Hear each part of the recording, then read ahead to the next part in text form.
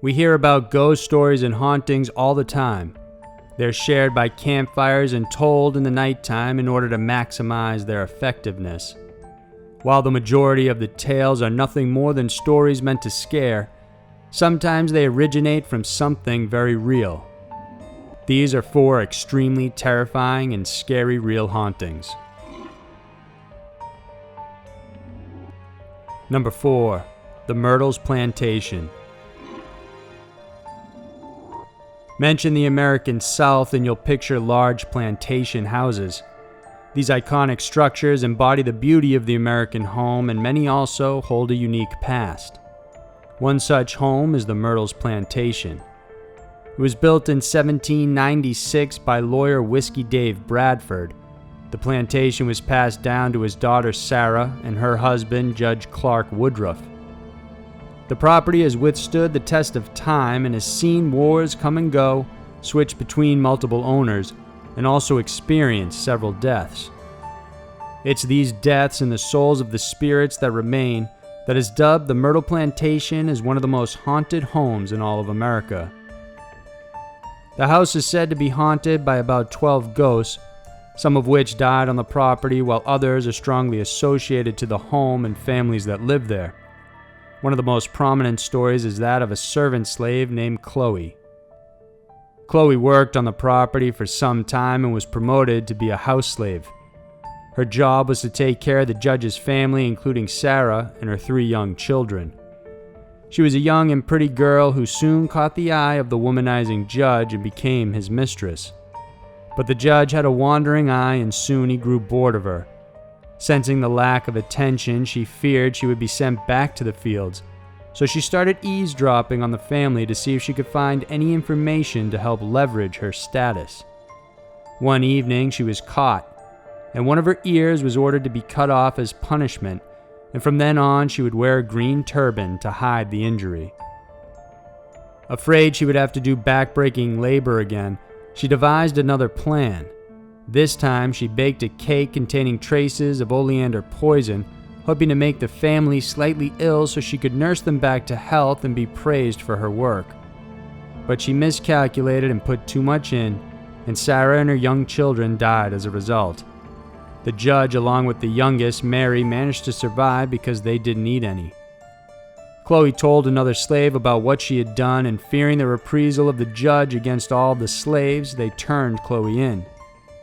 She was promptly hanged on a tree the next day, and afterwards her pockets were filled with stones and her body dumped in the river. It didn't take long for stories of Chloe's ghost to start circulating among the slaves and residents that continued to live in the house.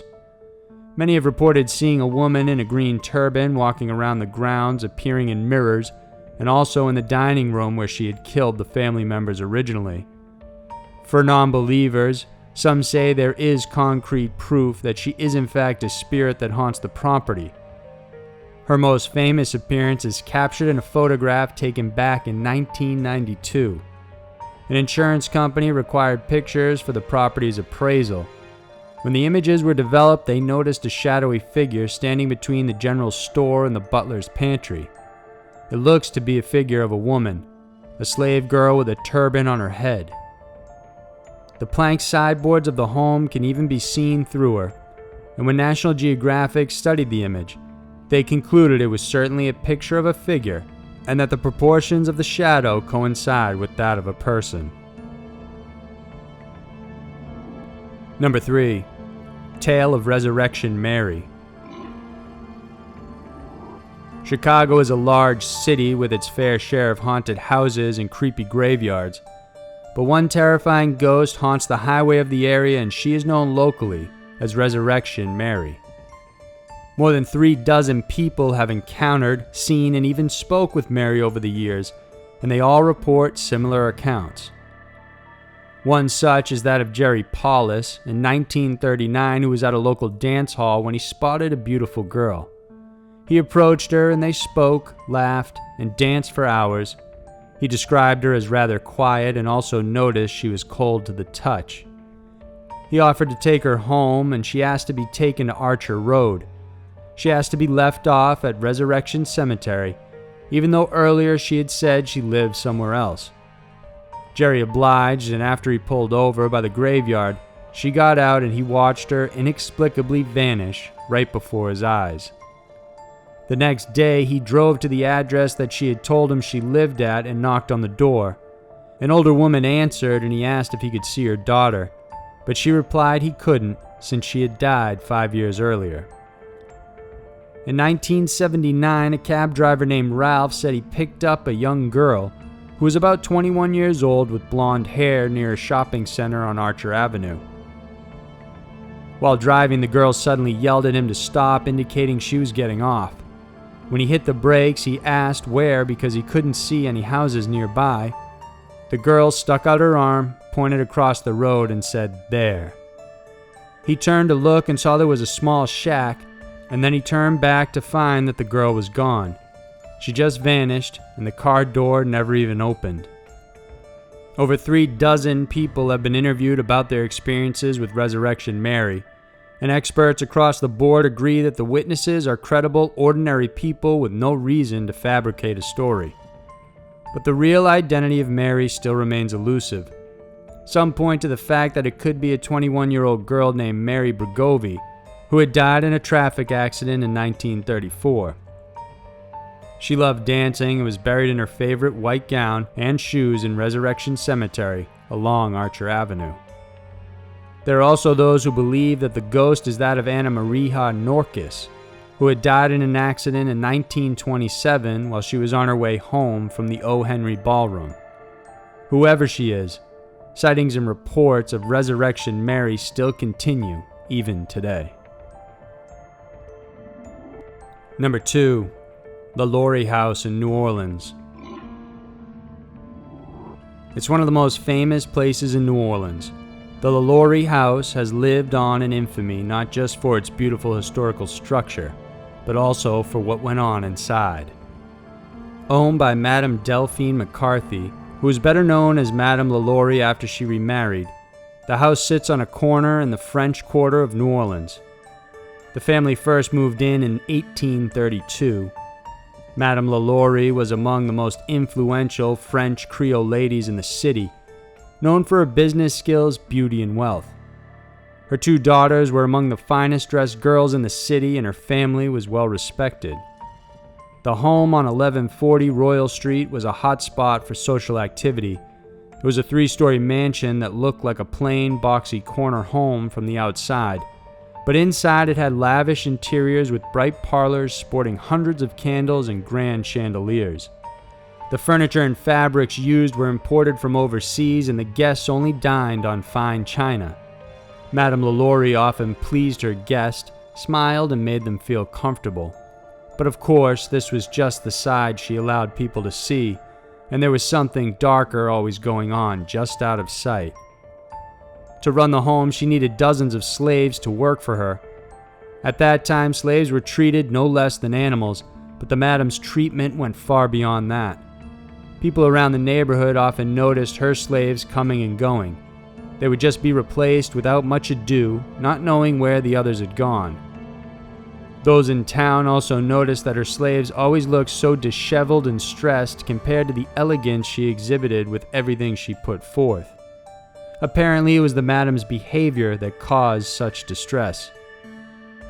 One day, her neighbor, while in his home, heard a scream from the LaLaurie house. When he looked, he saw Madame chasing a young 12-year-old slave girl with a whip.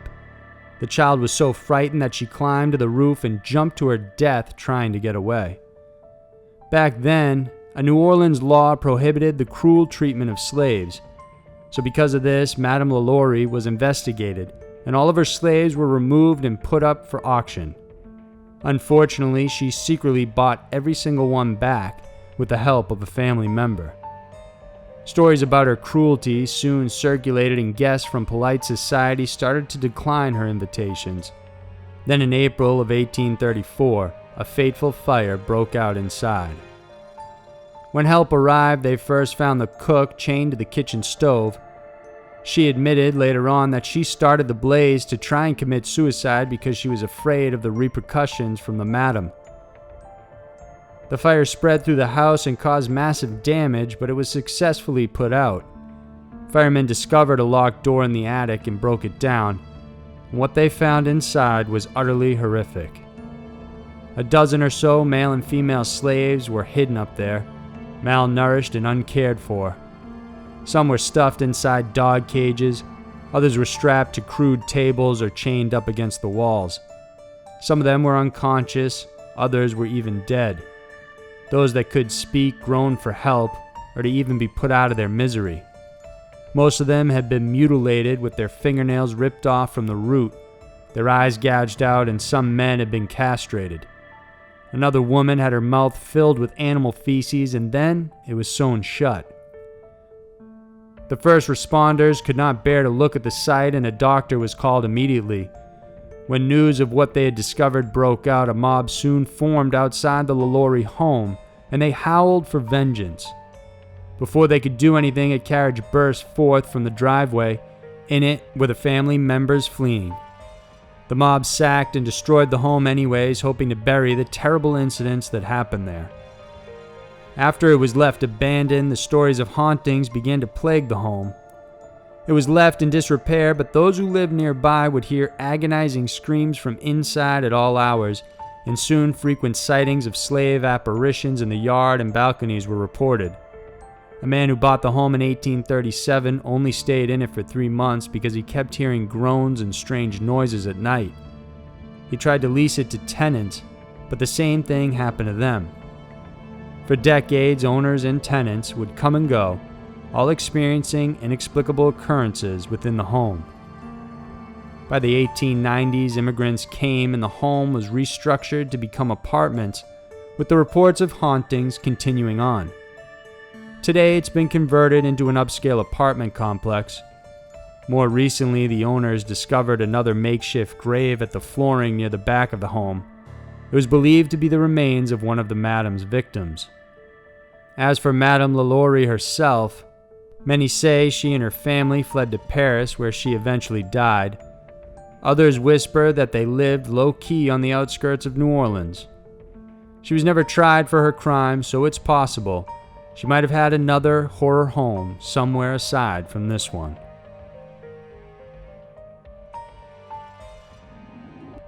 Number 1. Bachelors Grove Cemetery. The Bachelors Grove Cemetery looks like any ordinary graveyard. Worn-out gravestones peek from the earth here and there, while the surrounding area is covered with trees. The grounds around the cemetery were once home to immigrant settlers. It's asserted that the first burials there happened around the 1840s. However, others suggest that the land had been used as a burial site for German immigrant workers who got killed on the job as early as the 1830s. This place is also believed to be a favorite dumping ground for Chicago mobsters during the 1930s and 40s. A small lagoon in the back was said to be the place for hitmen to kill and dump snitches or anybody that crossed them. Regardless of its origins, the cemetery over the years has become a hotbed for paranormal activity. Those who bravely wandered through it report seeing orbs and apparitions surrounding the grounds. Several witnesses who have walked its gravel road have claimed seeing a phantom farmhouse that's in excellent condition and that it inexplicably disappears before their eyes. During the 1870s, a farmer and his horse died while plowing the land near the water's edge. Witnesses say they've seen their ghosts still plowing the same area. However, the most famous sighting in the cemetery is that of the White Lady, a figure dubbed as the Madonna of Bachelors Grove. She's known to walk around the cemetery, particularly during the full moon. She's dressed in white and believed to have been buried next to her son, as she is sometimes seen with a child. Another famous captured ghost image is that of a woman sitting on one of the headstones. The image was taken by Mary Huff using a high-speed infrared camera while on site during a daylight investigation. Nobody else was in the area at the time, but when she developed the image, she couldn't believe what she saw. The lady was dressed in complete white. Her figure seemed translucent in the image, as if you could see right through her. She's not looking straight into the camera, but instead out into the distance, as if she's pondering something. The image became so famous it was reported in the Chicago Sun-Times. Other witnesses have said they've seen a ghost of a man walking around. He's often seen from the waist up as he's around high shrubs. An image of him was recently captured, and it showed what looks like a man in a white shirt comfortably standing by the woods. Today, security is tight in the area, especially at night, because vandals and trespassers have wanted to experience its famous hauntings for themselves. There are, however, organized ghost hunts conducted by people hoping to catch a glimpse of the cemetery's famous inhabitants. So there were 4 extremely terrifying and scary real hauntings. With so many people experiencing such strange occurrences, it's hard to believe that they could all be made up out of thin air. Perhaps, and possibly even more likely, something is left behind here on Earth after someone has passed away. If you liked this video, then please subscribe to our channel because we have new videos coming out every single week for you to check out. Thanks for watching, and I'll see you soon.